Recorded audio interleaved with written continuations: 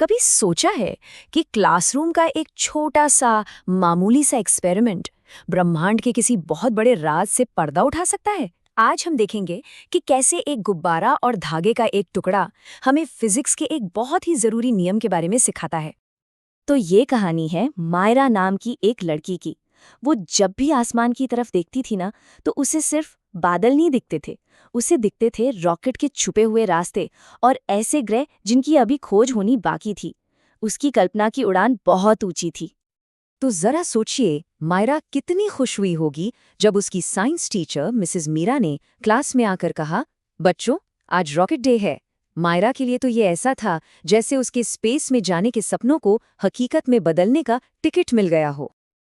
तो चलिए अब सीधा चलते हैं इस मिशन के कंट्रोल सेंटर में, जहां इस बड़े एक्सपेरिमेंट के लिए तैयारी जोर शोर से शुरू हो चुकी थी।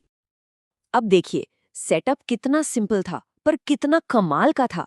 एक लंबा सा धागा कमरे के एक कोने से दूसरे कोने तक बांध दिया गया, बिल्कुल एक छोटे से रनवे की तरह।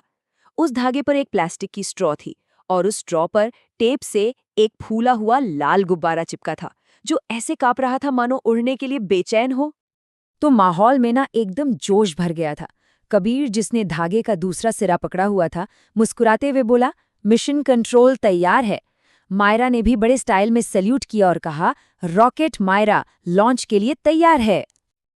और फिर वो पल आ ही गया जिसका सबको बेसब्री से इंतजार था। लॉन्च के लिए उल्टी गिनती शुरू होने वाली थी और हर किसी की नजरें उस लाल गुब्बारे पर टिकी थीं। पूरी क्लास ने एक साथ काउंटडाउन शुरू किया, 3, 2 और 1। जैसे ही मायरा ने गुब्बारा छोड़ा, एक तेज आवाज के साथ गुब्बारा बिजली की तेजी से धागे पर आगे बढ़ गया। वो इतनी तेजी और अजीब ढंग से आगे बढ़ा कि मायरा को लगा जैसे वो कोई असली रॉकेट हो जो अपने पीछे आग की लकीर छोड़ता जा रहा है। पूरी क्लास में तालियों और हंसी की गूंज फैल गई और मायरा, वो तो खुशी से उछल पड़ी, चिल्लाई, ये तो काम कर गया, ये सच में काम कर गया। तो आखिर इस मजेदार एक्सपेरिमेंट के पीछे का साइंस क्या था? ये सिर्फ कोई खेल नहीं था, नहीं, इसके पीछे एक बहुत बड़ा वैज्ञानिक सिद्धांत छुपा हुआ था। मिसेस मीरा ने मुस्कुराते हुए समझाया, ये न्यूटन का तीसरा नियम है मायरा। मतलब हर एक्शन के लिए हमेशा एक बराबर और उल्टी दिशा में रिएक्शन होता है। तो अपने एक्सपेरिमेंट में एक्शन क्या था? गुब्बारे से हवा का तेजी से एक तरफ बाहर निकलना, और उसका रिएक्शन ठीक उसकी उल्टी दिशा में गुब्बारे का आगे की ओर बढ़ना, बिल्कुल एक असली रॉकेट की तरह। इस नई जानकारी ने ना मायरा के सपनों को जैसे पंख लगा दिए।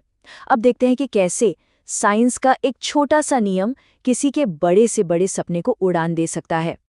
मायरा धागे के आखिर में उस पिचके हुए लाल गुब्बारे को देख रही थी, लेकिन उसके दिमाग में उस गुब्बारे की जगह एक चमचमाता हुआ सिल्वर स्पेसशिप था, जिसे वो खुद सितारों और आकाशगंगाओं के बीच से ले जा रही थी।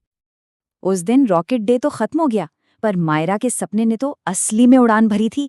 अब उसका सपना सिर्फ एक कल्पना नहीं था, बल्कि उसे विज्ञान की एक ठोस नींव मिल गई थी। उसे पता था कि एक दिन वो ऐसे रॉकेट बनाएगी जो सिर्फ क्लासरूम में नहीं, बल्कि पूरे ब्रह्मांड में उड़ान भरेंगे। तो मायरा की ये कहानी हमें एक सवाल के साथ छोड़ जाती है कि अगली कौन सी छोटी सी खोज होगी जो किसी के ब्रह्मांड जितने बड़े सपने को सच करने का जरिया बनेगी। क्योंकि अक्सर सबसे बड़े आइडियाज की शुरुआत सबसे छोटे और सिंपल एक्सपेरिमेंट से ही तो होती है।